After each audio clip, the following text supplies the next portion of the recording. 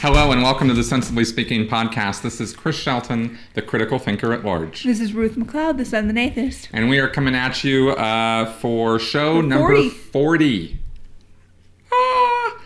Very excited about the show, actually, and how this has been rolling out. This week I posted a video about critical thinking in politics. And, we all have our opinions and ideas and attitudes and views on things, but... and I'm just as guilty as anybody else of having, some skewed views sometimes. But I did a little bit of looking and thinking on this subject and put some stuff out there that I think you guys might appreciate. So check it out if you haven't. We have a special guest this week that we're actually going to kind of get right into. We're not going to be covering hot topic news items this week, but we are going to be talking to somebody very interesting. And so let's just go ahead and get right to it. All right, so now we're going to do an interview with our guest for this week. Her name is Claire Connor, and she's the author of a book called Wrapped in the Flag, A Personal History of America's Radical Right. And Kirkus gave this book a starred review. They said that it is an invaluable contribution to understanding the mentality of extremist conservatism and its supporters.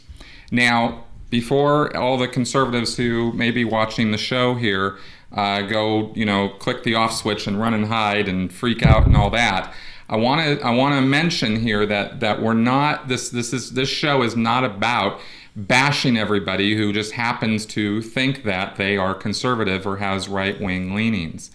We're going to be talking about some history here and some extremism, and we think that anybody, no matter what your political leanings, could actually learn a lot from this, right?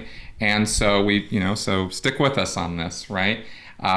This isn't an effort to just do some big bash-a-thon.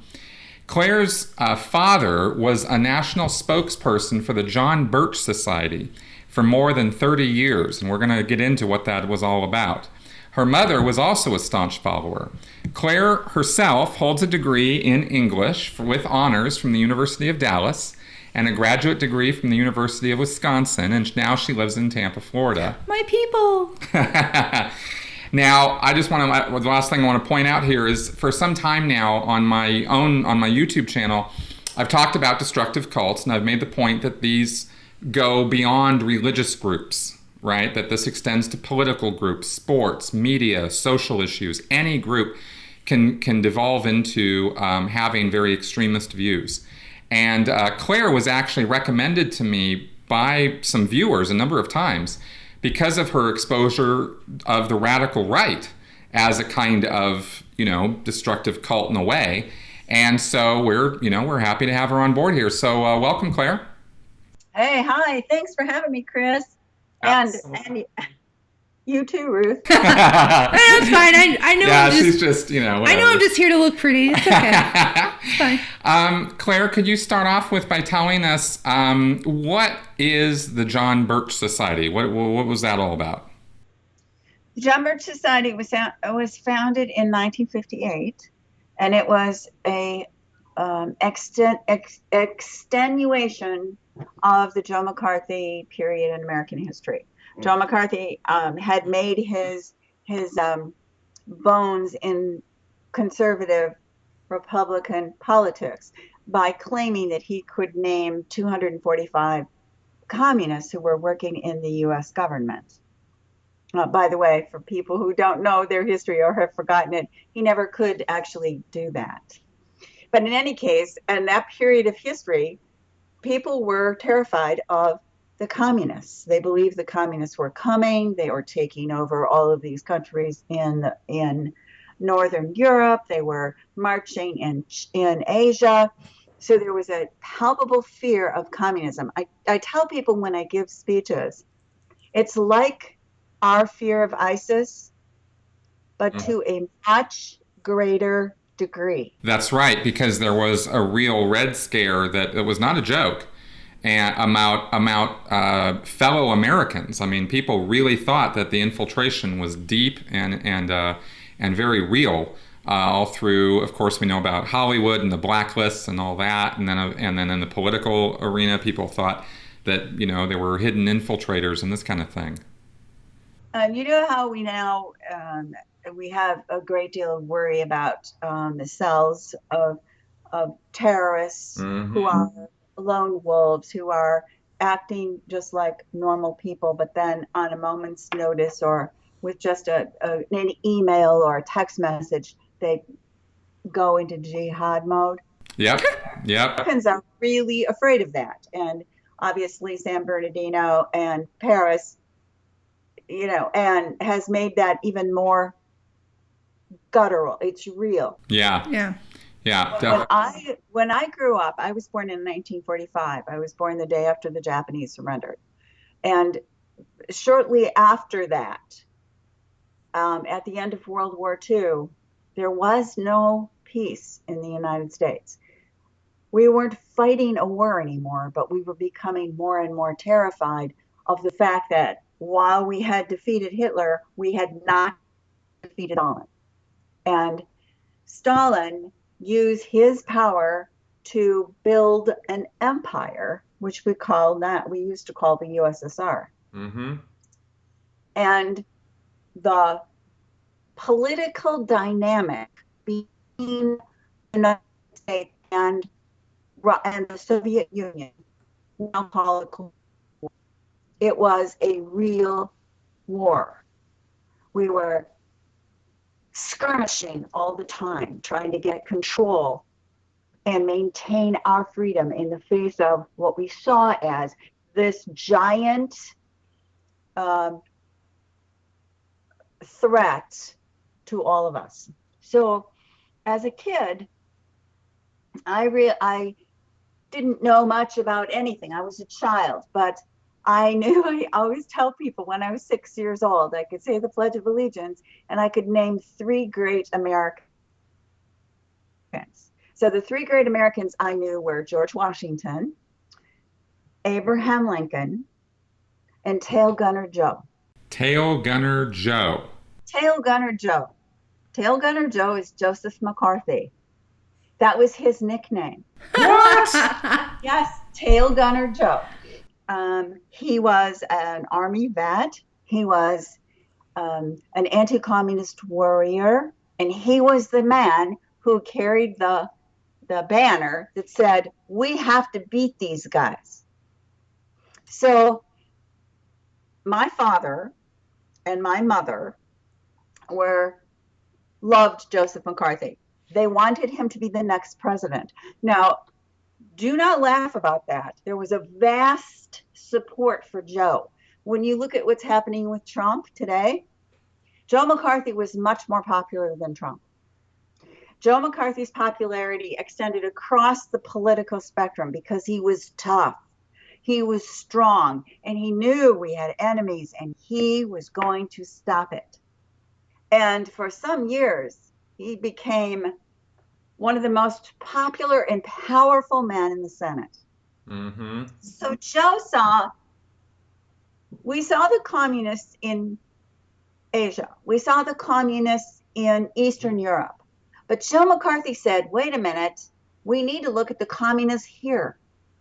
And he was building on this whole communist scare about the fact that there were everyday Americans running around acting like Americans, but they were really commies. Right.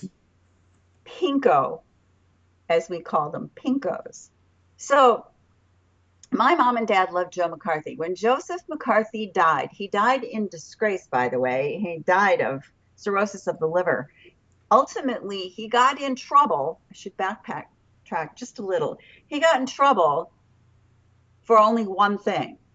He picked on an army guy in the Eisenhower administration and suggested that he too, this decorated army guy, was part of this communist conspiracy. That's a no-no. The president said, I'm having no more of this. Okay. So what the president did is he worked to get the Army McCarthy hearings on television. And as a little girl, I watched those things with my parents. All of America watched them for days and days. It was one of the first live television events. Huh. And what people saw is Joe McCarthy was a bully. Joe McCarthy was rude. Joe McCarthy attacked people with no evidence, and he just kept on attacking. And the senators soured on Joe as the people soured on Joe. Right. Interesting, huh? Very interesting. Got sick of Joe, so did the Senate. And they ultimately censured Joe McCarthy, and he died in disgrace of alcoholism. Well, it wasn't exactly an undeserved censure, that's for sure. Well, here's an interesting thing, just as a little link to today. One of Joseph McCarthy's important guys was Roy Cohn. He helped Joe build all these cases against people that he tried to indict as communists. And guess who knew Roy? Donald Trump. So Joe McCarthy was kind of, in some ways, the Donald Trump of his day. Right. Get it. Anyway, so he died, and my mother cried. I remember this. Joe McCarthy died in 1956. So I would have been 11, late 1956. Maybe it was early 1957. Anyway, so I was 11 or 12. And I remember my mother crying over Joe. Mm-hmm. And my mother always said, they killed Joe because he knew too much. So the communists killed Joe because he knew too much. The commies killed him. Wow. Of course they did. The Pinkos did. My father said it's going to take a lot more Joes to save this country. Uh-huh. Well, 18 months later, my dad was one of those Joes. Okay. My father met the founder of the John Birch Society 3 years before it actually was put in. My father and my mother were the first two members of the John Birch Society in the city of Chicago. Now, the John Birch Society is right now, it's famous for one thing. The father of David and Charles Koch was on the John Birch Society founding council with my dad. The Koch brothers we're talking about here. Their dad. Brother's dad, whose name is Fred, was one of the founding members of the John Birch Society. Okay, go Fred. Of course. So what was this John Birch Society founded for, and what were its activities? The goal was to beat back the communist conspiracy by building an army of 1 million educated Americans who would turn the conspiracy back. It was a political revolution, to use our common term. So John Birch Society was building this army of people who knew about the conspiracy, about this vast conspiracy that was poised to take over America, and we were going to stop it. Interesting. So this was kind of old school conspiracy theorists. Oh, for heaven's sake, the John Birch Society is like the king of modern day conspiracy theorists. I absolutely laughed, Chris, when I was, a couple of years ago. I'm trying to remember what year was it. I read Dan Brown. Yeah. Yes. And I was like, damn, I should have written that book. I knew about the Illuminati before he did. Right. Right. As a child, I was about 11, or I guess I was 12, and my dad called me into the living room, and he put a $1 bill on the table, and he said, look at this and see what you see. And I said, well, I see a pyramid with an eye in it. Mm-hmm. And he said, you know what it is? And he told me this whole story about this conspiracy called the Illuminati that had started in Bavaria in 1776. And its goal was to create a world government, which they called the New World Order.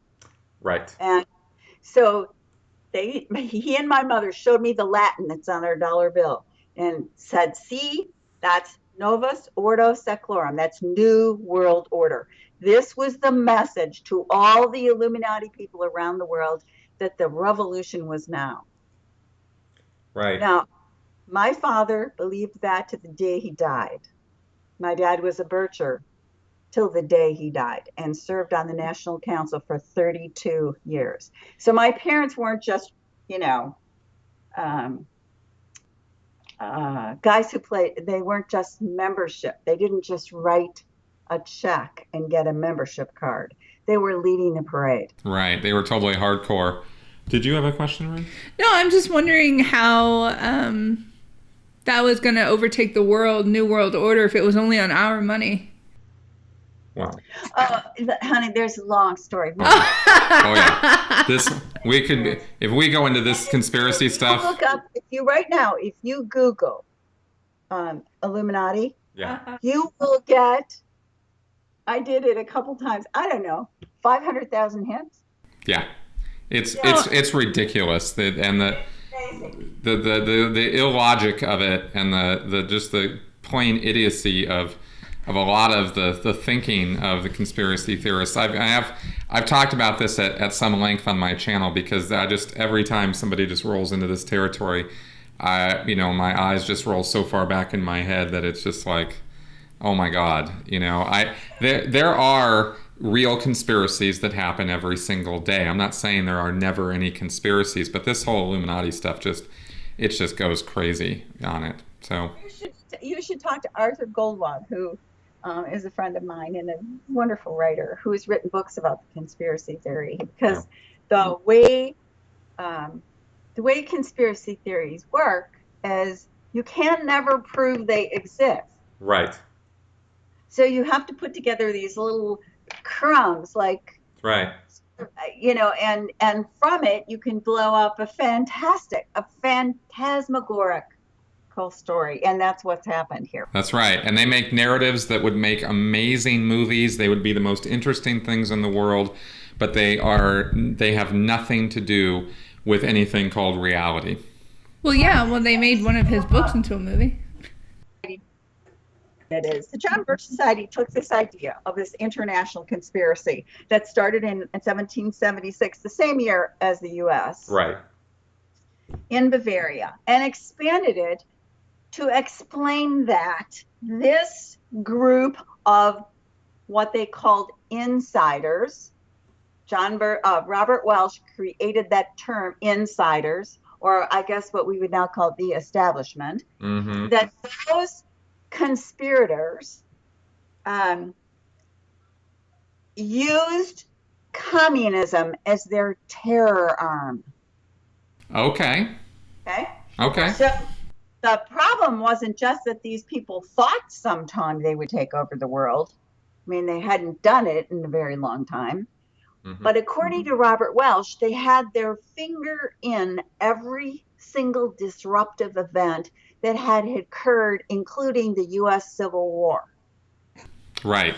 This is very long-term planning these guys are operating on. And I remember I was 12. I said to my dad, so how come no one ever told anyone about it? Oh, my father was furious with me. I said, well, it's a long time. Didn't those people die? It's just so crazy. Right. But anyway, it makes for some great movies. It certainly does. And like I said, it's very entertaining. It's just when you cross the line from rationality to fervor and start believing this stuff is real, you start getting into some pretty paranoid states of mind. Here's the problem. They got there real quick. Right. So the John Birch Society believed that we had these people called secret communists, and that these secret communists were actually people who were on the school board, people who were the banker, your teacher, the people who, were on the Chamber of Commerce, all of these people who were good Americans, but they were really secret communists. And one of the first jobs that we had was to send lists of the secret communists we suspected to Belmont, Massachusetts. That was one of the jobs that we had. Now, we can all laugh about that. We can laugh about that because it sounds so damn stupid, right? Yeah. Yep. But you know what? It created so much havoc. If you read anything about that period, you see how this right-wing operation was trying to get people kicked off of school boards, getting to try to get books banned, getting people on county boards, getting fluoride out of the water, getting people alarmed about the war on Christmas. One of the great gifts that Fox News has from the John Birch Society is this insane war on Christmas. That comes from the John Birchers? In 1959, one of the very first projects that the John Birch Society engaged in was a massive mobilization of people to fight against the war on Christmas. See? What? Yeah, see? You're learning something here. What do you mean, see? No, I'm What just. do you mean, see? It's not new. This goes way back. Well, obviously. Yeah. According to the John Birch Society, who wrote a pamphlet that we distributed all over the city of Chicago called There Goes Christmas. According to the John Birch Society, the United Nations was making agreements with all of the major retailers to take the ornaments off the trees, the Christmas ornaments off the trees, and put UN insignias and flags on the trees instead. So instead of having people saying Merry Christmas, we would have the Happy Holidays brought to you by the United Nations. Now, the John Birch Society believed in 1958, and by the way, still believes today, that the pilot program for world government is the United Nations. That's the way it's going to look. Yep. And that the headquarters for the United Nations were specifically put in the United States in order to facilitate the infiltration of this country so that we would gradually be turned into a socialist country, and we'd never realize what happened until we were part of the Soviet Union. Yep. And this long-term plan's been going on since the 50s now, or 60s, yes? Yes. Now the Soviet Union collapsed, and yet this still goes on. According to the John Birch Society, things are much more serious now because, in fact, we have a communist, socialist, Marxist in the White House. Well, there you go. Does the White House know that? Society, when they started, the Republican Party welcomed them with open arms. Why? That's the part I'm actually most curious about right now, is how that happened. Oh, these people were, first of all, many of them were Republicans to start with. Okay. Their natural home was in the Republican Party. If you look at any stories about the founding of the Birch Society, you'll find out that the main founders were like my dad. They were conservative businessmen. There were people like Fred Koch. I mean, believe me, Fred Koch had no home in the Democratic Party of the 1950s. The John Birch Society was essentially anti-union, okay, in addition to being anti-communist, anti-union, anti-women's rights, anti-voters' rights. They really believed that it was wrong to have so many people voting because stupid people voted for the wrong people. Right. And the wrong things, like civil rights and things like that. The John Birch Society built the largest part of its organization in the South. And one of its key places, this is for you, Ruth, was Destin, Florida. Yeah. Now, lest we laugh about all this, I need to tell you that when I started doing research on my book in a serious way, I called the headquarters of the John Birch Society, which are in Appleton, Wisconsin now. And I told them who I was. They were great. They sent me so much material. My husband said to me, how much of this crap are we getting? I mean, I have all kinds of first sources. That's why my book has such great sourcing. Mm-hmm. But in addition, they actually gave me a research assistant. And I said to her one day, I said, so how's it going these days? And she said, we are having the largest membership growth in our history. I said, oh, well, why do you think so? He said, ever since Senator Obama started running for president. Isn't that interesting? Be quiet when I say that. Oh no, my head's just on the desk. That's fine. No. She's talking about the people who talk about this. Oh stuff. well. Yeah. The traditional view was this. The John Birch Society got in trouble in 1961. It actually occurred at a meeting that my father was running because it came out that Robert Welsh, the founder of the Birch Society, had written a very long book called The Politician. And in the book, Robert Welsh said his conclusion was that there was a communist already in the White House, and that communist was Dwight David Eisenhower. That's General Eisenhower, by the way. Right. Mm-hmm. The World War II hero. Yeah. Yes, the one who saved us from the Nazis. Yeah. And yeah. That one. Yeah, definitely communist, clearly. Totally. Now remember, the GOP loved the Birchers because the Birchers were politically involved. They were committed. They were absolutely loyal Republicans. They sent a lot of money. They backed the candidates. If you wanted an activist group, the Tea Party? Oh, yeah. Yeah. Okay, that was the Birch Society. Yeah. Very involved, very dedicated. Very loud. Very loud, very dedicated, and very determined. And they were never set back by a loss, which is something liberals ought to learn. Yeah. Never set back by a loss. Mm-hmm. So after this particular night in Glenview, Illinois, my father was doing a recruiting meeting in a Catholic parish. The old church and state separation. Mm-hmm. Yeah. Oh. And let's not even go there. Yep. when this occurred, after he gave his speech, a woman in the audience said to him, "So what about this secret book?"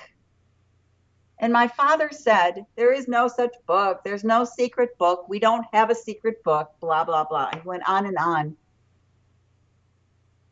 just, saying secret book. And this woman pulled one out of her purse and started reading from it. And she read the section that said, "My conclusion is that Dwight David Eisenhower is a dedicated, conscious agent of the communist conspiracy and has been for all of his adult life." And Robert went on and said that the operative who ran Eisenhower was his brother Milton. Now, there's 300 pages of stuff to support that, but that was the conclusion Robert Welsh reached. Okay. The audience was horrified. Now, remember, these are Republican people. These are people who were like, "What?" There was a man in that audience who was a columnist for the Chicago Daily News. His name was Jack Mabley. And Jack Mabley wrote 2 articles about what occurred at that meeting. And those articles went national. Following that, the John Birch Society was embroiled in this scandal for 3 years. 3 years. Now we have a 72-hour news cycle. Yeah. This was 3 years. I couldn't go anywhere without people asking me about it. I was in high school and I wished I wanted to put a bag on my head. Right.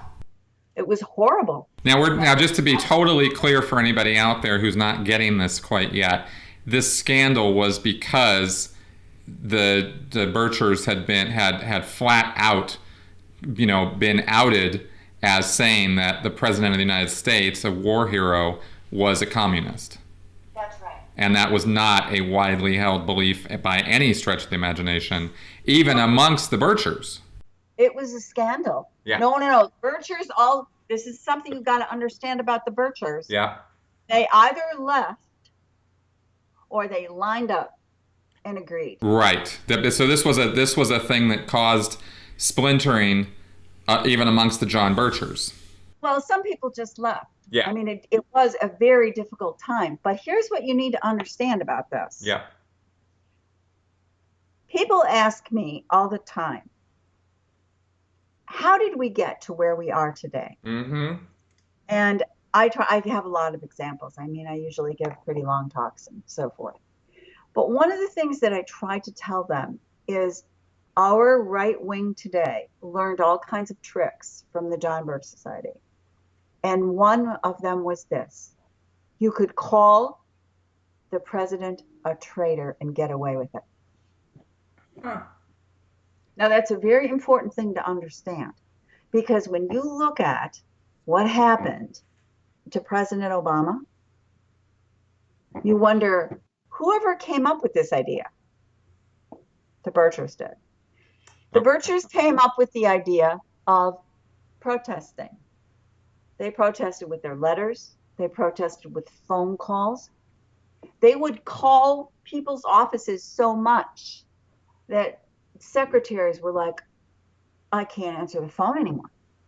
And they were doggedly determined to do the tasks that were set before them. The John Birch Society was monolithic. So if Robert Welsh, who was the head, said, we are going to work on impeaching Earl Warren, who was the Chief Justice of the Supreme Court, that's what everybody worked on. And to this day, the John Birch Society will say, we are not a democratic organization. They're not. The rules and the outline of events comes directly from the top, and you either do it or they'll take away your membership. Right. So in other words, it has some of the characteristics of a destructive cult.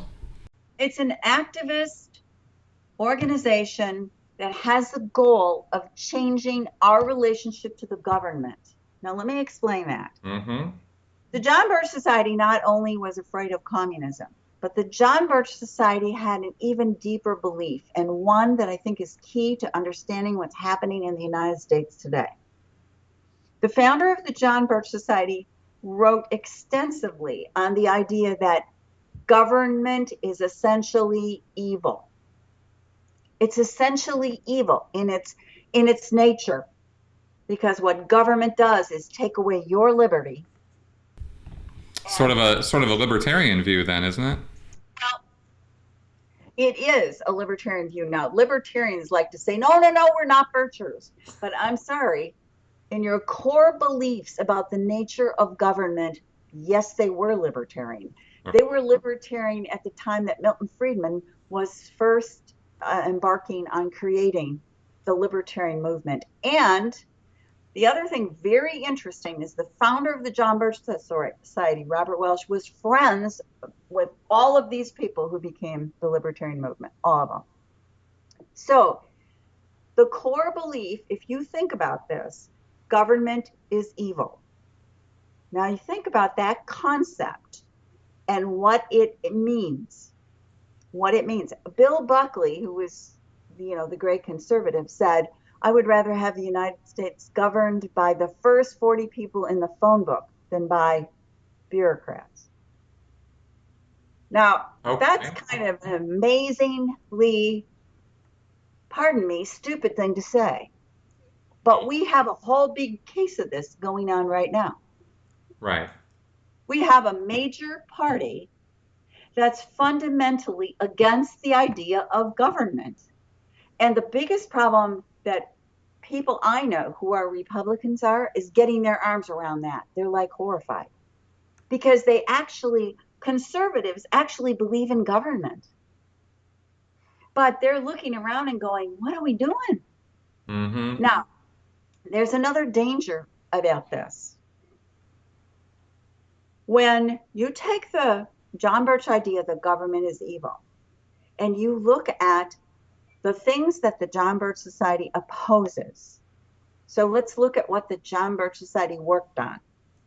The John Birch Society worked tirelessly to stop all civil rights legislation in the United States. They worked so tirelessly on that they became friends with the KKK and the white citizens councils in the South. And it was through the John Birch Society that many of the workers for the Wallace campaign evolved. So they were racist. They were anti-civil rights. They never believed in extending the franchise. They never believed in Social Security, Medicare, or any of the safety net programs. My father, I used to laugh. My father would say, I'm not so sure about the right of women to vote. And they're not kidding about that. They felt that the legislation that was passed from the time of the progressive movement that protected workers, that limited child labor, that all of those things were wrong. The John Birch Society, like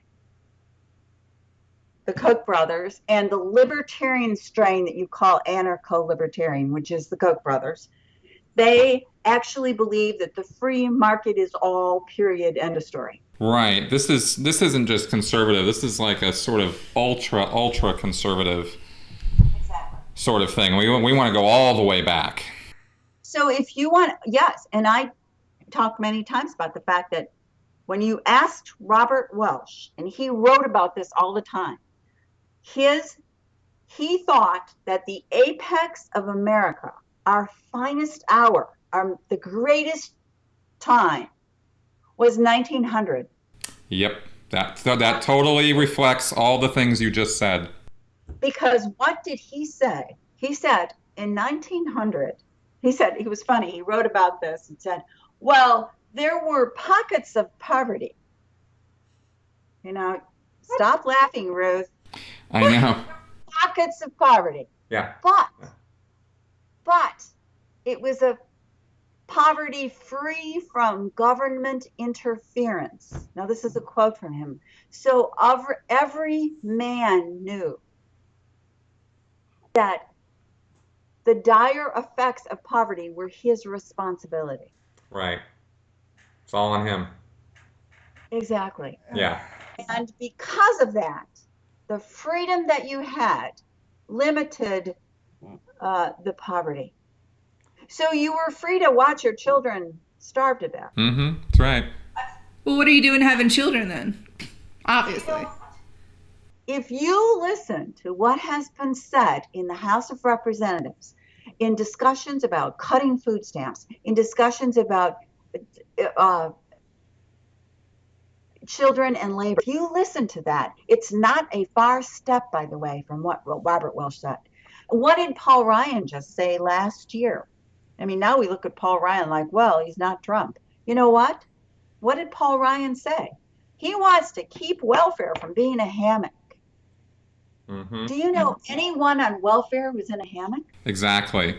It's that, well, we actually just on this one point, and this is a good point to highlight, of how this ultra conservative Bircher ideas have continued to the present, because just last week on this show we actually did a segment on the food and nutritional services programs, because the miseducation and the indoctrination of the right on this issue has been so blatant, so gross, and so wrong, that you get this twisted, weird thinking that people who are on food stamps or on welfare or who need that social safety net are a bunch of slack, no good, illegal immigrants and usually this sort of thing. Like everything they think or put forward or think that they're so pissed off about regarding this, they actually have 100% backwards. Their facts are all wrong. But that leads us to another fact, I think, that I want to point out to you about the John Birch Society. Yeah. Because my father was 32 years in this. By the way, I was a member too. Yes. But gradually, over a period of time, I came to realize that I couldn't buy into this kind of a look at the world. I just couldn't. Of course you couldn't. You were a woman. I didn't think poor people were lazy. I thought they didn't have enough money. Mm-hmm. Which is what I thought African Americans. Now I'm talking as a high school kid. I felt African Americans deserve to have the same freedom I did. Right. So your normal instinctive sort of views of the world, the things you were looking at just naturally, just totally rubbed the wrong way with the Birchers. Well, let me tell you, it took me years to finally say I'm done with this. It took me years because my father was a very powerful, very tough guy. When I hear Donald Trump talk about being tough, I think, yeah, I lived with that tough. And that tough is bad for families, it's bad for communities, and it's hell for a country. We cannot do this. That's right. You can't bully your way into changing reality. But that's what my father and the Birchers did. So when my father picked a college for me that was very right wing. He refused to let me go to a school where I had a full scholarship, the University of Illinois, and instead made me go to school in a small Catholic school because it was the most conservative school he could find. And it had a president who was a Bircher. Oh, well, okay then.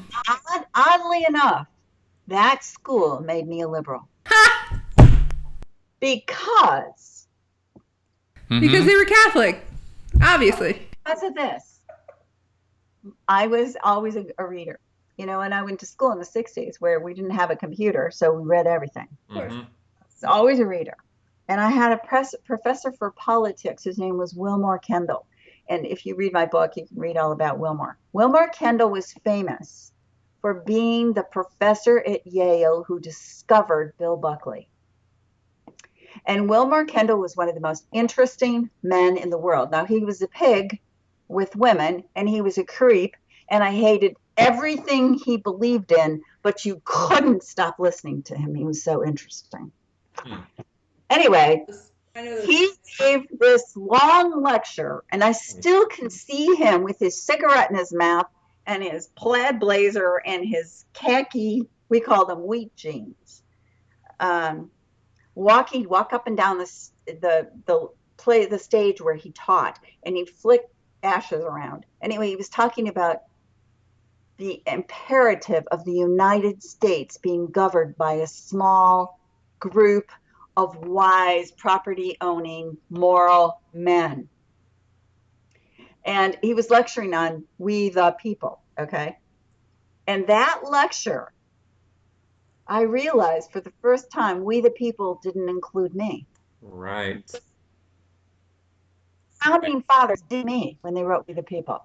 They did not mean Ruth. They did not mean my African American friends. They did not mean immigrants. They did not mean Native Americans. They did not mean anyone who was poor.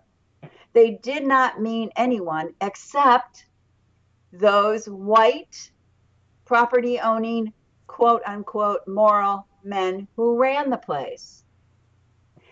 And that was like my first lesson on why I couldn't be a right winger, because I wasn't even included in the body politic.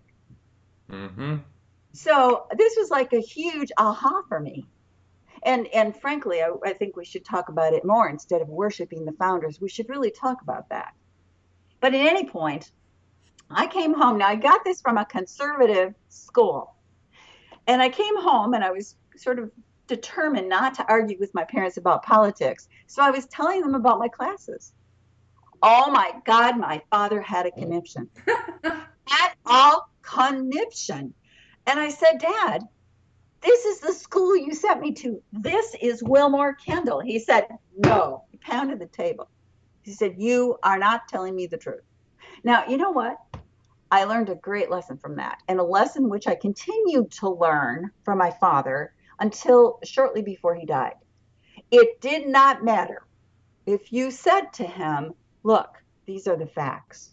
It didn't matter. It didn't matter if you had 100 books, 45 newspapers, and 1,000 witnesses to the fact. You know why it didn't matter? Because he had a different reality. Right. Now, if you would like to look at that, and I'm sure you get that that's what's going on in America today. When you listen to the Trump people, and you think, who could possibly support a man who has been married 3 times, but pretends to be a Christian, who had an affair with his second wife while he was still married to his first, who bankrupted 4 businesses and never paid off the creditors. He did enormous harm to the people. A man who says he's going to build a wall and deport 11 million people and not even acknowledge that he doesn't have the power to do that. Right.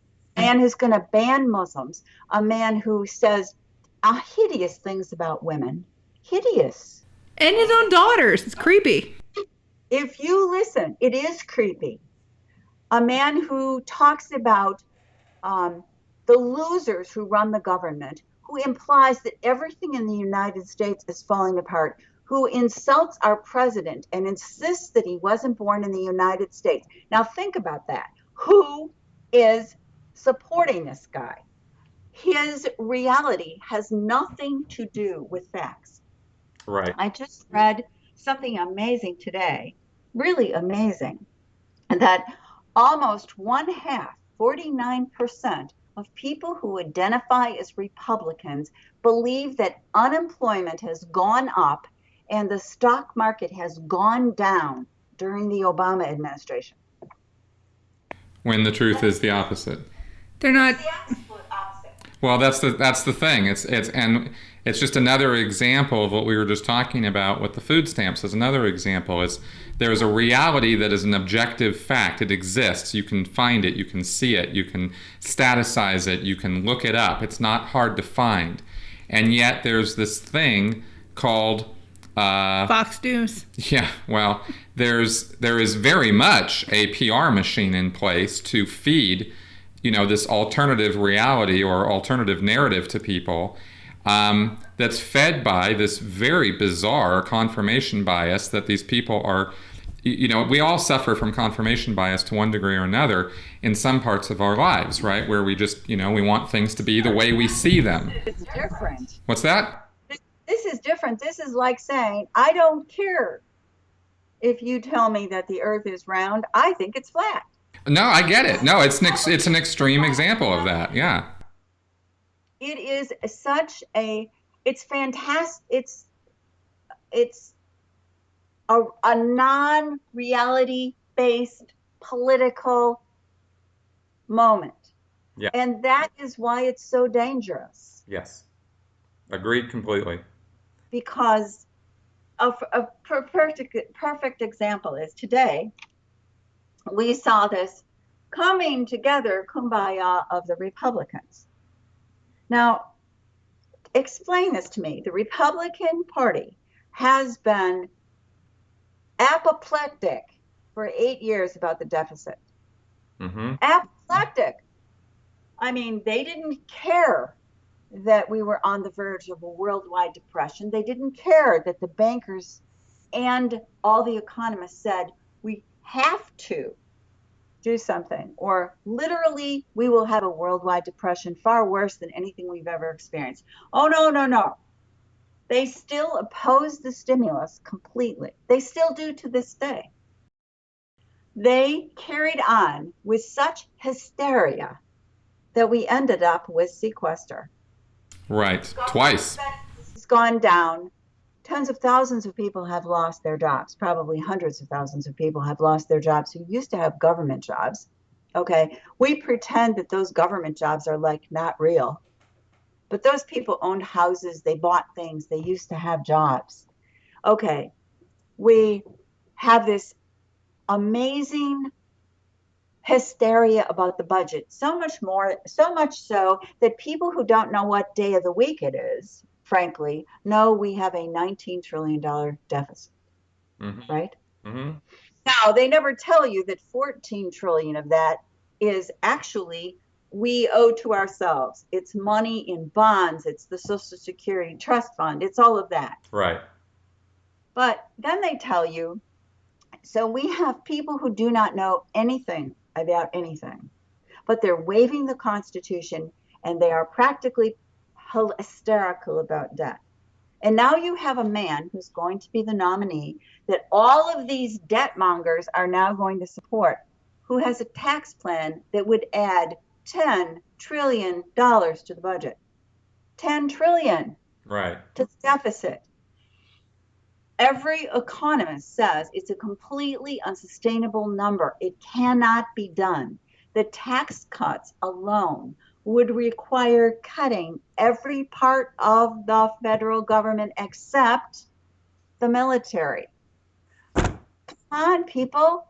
And it would require like 45% cuts in Social Security and Medicare. Oh my gosh.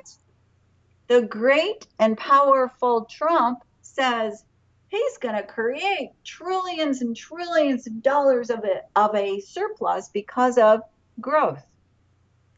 Right. We already did this. We're still struggling in this economy to realize that the whole baloney of trickle-down economics, which we were taught by Ronald Reagan, has never worked for anybody except rich people. I thought we were finally understanding that. But no, we have this guy who does this sort of wink and nod, and suddenly even the deficit hawks like him. Well, he speaks his mind. Oh, yeah, well, what mind?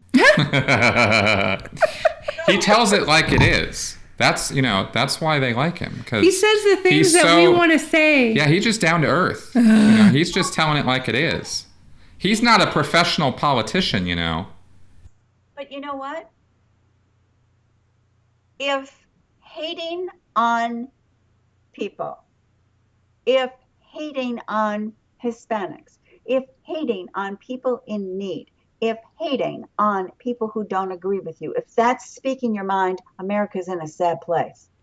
We're doomed. Well, the fact of the matter is that when you look at the people who are following Trump, we are in a sad place. And that's something we've been talking about for a long time now, is that group of people are not all a bunch of hayseed, stupid idiots, but they're not. They really aren't.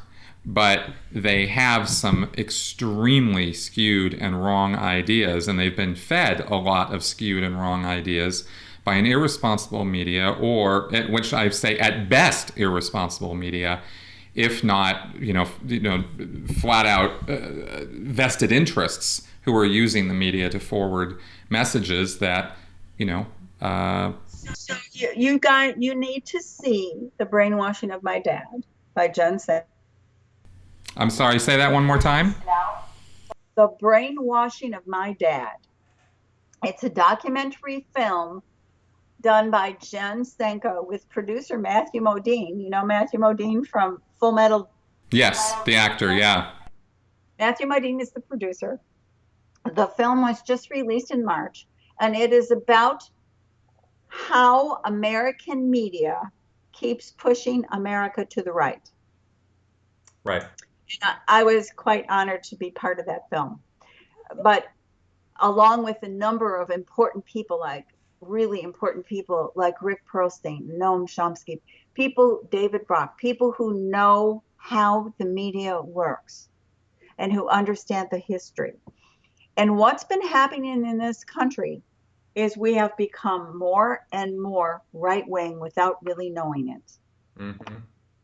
Because if someone tells you 20,000 times that tax cuts will make you richer, I guess you believe it. Well, even exactly. though it's never happened.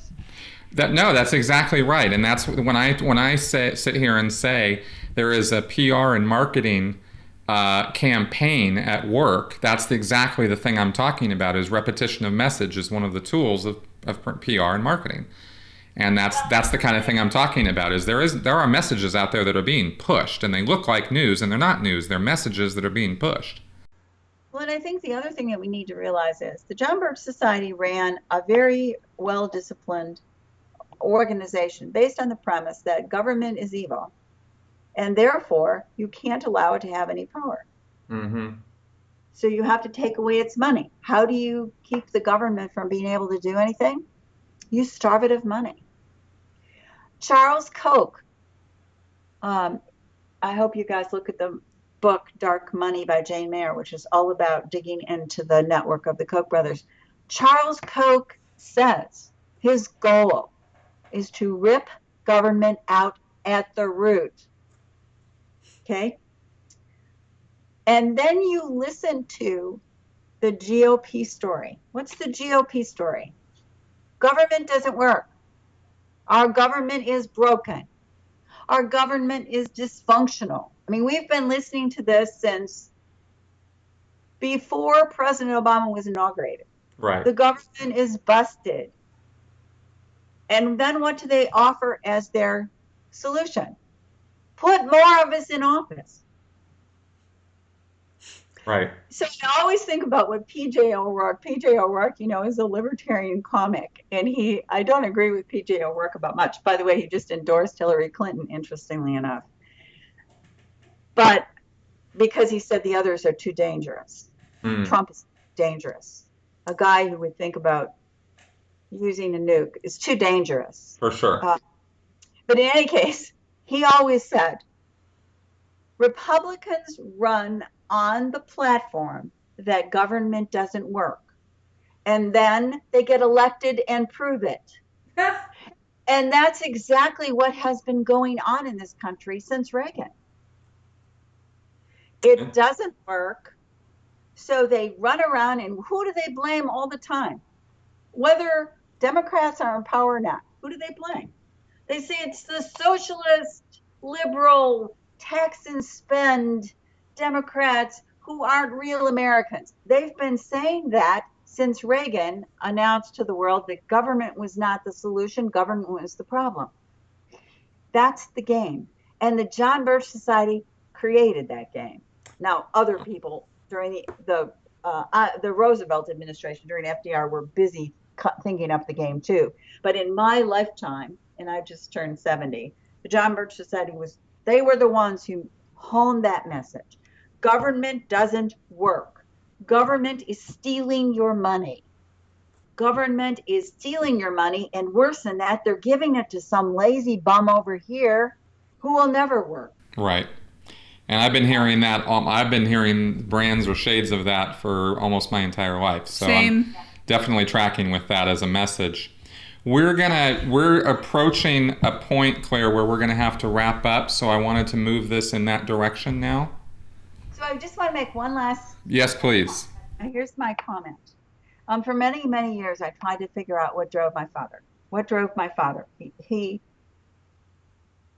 if you listen to the compilation of what you hear from the Republicans today, that was my dad.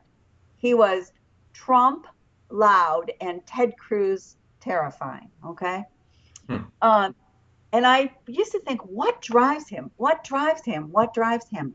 And finally, I realized, close to the end of his life, he actually believed that if the government had no money, he would be richer. It really came down to that, Chris. Wow. And that is not much different from what you hear today. Yep. If the government has nothing, we'll have everything. Right. And it is, not only is it fantasy, it's dangerous. Yes. That's right. Because it is not an accurate reflection of reality. And just at a very basic philosophical level, much less you start getting into drilling down into all the economic details of something like that, it makes no sense. Yeah, and what would the United States, here we are in a very complicated, complex, and dangerous world. How does it serve us to have less government? What does that do for us? Sure. Does it make us safer? Does it make us richer? Does it make us smarter? Does it protect our borders? Does it deal with our internal problems? Does it build our roads? Does it take care of our seniors? Does it educate our kids? The answer is no. It doesn't. It actually hurts us, and it puts us more in a position of falling for a guy like Donald Trump, who he has all the markings of a would-be dictator. Well, that's exactly what he looks like, and it's not a pretty picture. No, it's not. No. Okay, Claire. Well, listen, we're going to put a link to your book up on our notes, on our show notes here today, and thank you very much for coming around on this. We really appreciate your input. I hope that this show is well received, and you might want to tell your listeners that the ebook on Kindle is on sale right now for $9.99, which I don't set the pricing, guys. My publisher sets the pricing. Okay. But that's the lowest price it's ever been. So if you're thinking about buying it, buy the Kindle. Nice. Just a quick question. Do you have an audiobook version also? Oh, yes. It's in hardcover, paperback, audio, and ebook, and it's on Barnes & Noble. It's in stores, it's in libraries, and I do want to do a little plug. This book was named one of the best of nonfiction of 2013 by Kirkus Reviews and one of the best of nonfiction by the Tampa Bay Times. So that's pretty great for a first-time writer. Absolutely. Big time. Bravo. Yeah. As a first-time writer myself, I'm quite jealous and envious. So. I'll tell you what, we can talk about that another time. Absolutely. All right, Claire, thanks for coming on again, and I'm sure we'll be in touch in the future. That was incredibly interesting. Thank you. I'd love to come back. We can talk more. Absolutely. All right. 1, 2, 3, you me Coke. All right, bye-bye, Claire. All right. So, yes, very interesting. And if you have a chance to check out her book, do so. Now, before we wrap up the show, there was, we've been talking about, the horrors of extreme conservatism and this sort of thing, and how that's actually morphed into the main primary message of the conservatives or the Republican Party at this point. We've talked in the last couple of weeks about Bernie. Mm-hmm. And Bernie's not done. Now, I might have hit, a little bit of a wall myself in believing that he was, because I was listening to, mainstream media, who are definitely pushing an alternative narrative on this, and I should have known better. You should know better than that. And so this is me saying I should have known better. So, tisk tisk. In order to make up for that, I have gotten in touch. We had some really great feedback this week, and I got in touch with some people who support Hillary, some people who support Bernie. I wanted to find out why Bernie supporters would not go for voting for Hillary if Bernie doesn't get the nomination. Like, why would you just say, not pick up all your toys and go home, but not, do the divided we fall thing we were talking about last week. And anyway, it's quite interesting seeing the influences between, looking at these very long communications I was having with people, and seeing the reasons why, and even the emotional reasons and the fact-based reasons, and it was interesting. And I was even feeding some of the Bernie information, the emails, to my Hillary person that I was talking to, and go, well, what do you think about this and this and this, right? Trying to see what kind of responses I would get, and it was the specifics of it were not really the point I'm making right now, as to like all the little nitpicking that was going on. Well, that's a lie, and that's a lie, and this and that and the other thing.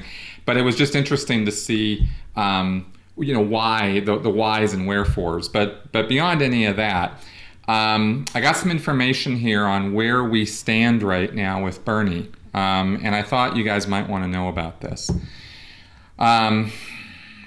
Basically, here's what it comes down to. You need 2,383 delegates to win the Democratic nomination. Okay, 2,383. And that's not including superdelegates. So Clinton currently has 1,716. Bernie has 1,433. So there's a little less than 300 difference there. 1,065 remain up for grabs. So this is like, if you just take all the media reports to the side, or the stress on Hillary and what Hillary has to do to win, and you just ignore all that, those are the numbers. That's pretty interesting numbers. This is far from over. This isn't over by any stretch of the imagination. Nope. Not even a little bit is it over. So, and of course, the last few days, what have we been seeing all over social media? Bernie keeps winning. And huge overcapacity crowds. Oh, gosh. Gigantic. California, Virginia. It looks like he's huge. like running a huge wave of people. Yeah, it's just people out to the horizon. A sea in some of these of places. People. It's ridiculous. Yeah, you don't see anything like that. You don't see an end to these people. It just keeps going. But you look at Hillary's, rallies, and you don't see anything like that. People like crowd around her and make it look. Yeah, and I don't think those are photoshopped, because we keep seeing this. Yeah. So it makes me just go, what, with these numbers. So now, so here's what we're looking at here. We wanted to give, I'm not going to go into all the specifics, but we got Kentucky, the Virgin Islands has a caucus with 12 delegates. California, right?